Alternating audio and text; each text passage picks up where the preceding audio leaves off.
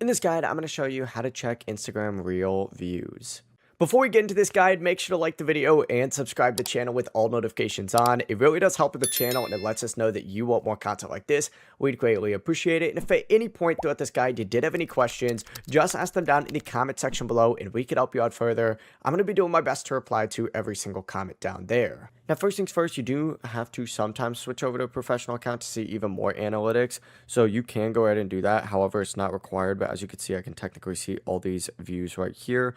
But in the instance that I want to just check immediate reel views, I would just have to hit this little Reels tab right here. And if I had any Reels, it's going to show all of the views down there as well.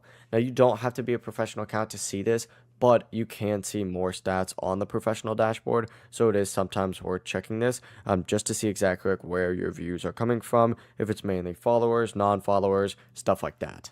Before you leave this guide, make sure to like the video and subscribe to the channel with all notifications on. It really does help the channel and it lets us know that you want more content like this. We'd greatly appreciate it. And if at any point throughout this guide you did have any questions, once again, ask them down in the comment section below and we can help you out further. I'm going to be doing my best to reply to every single comment down there. Have a great rest of your day though.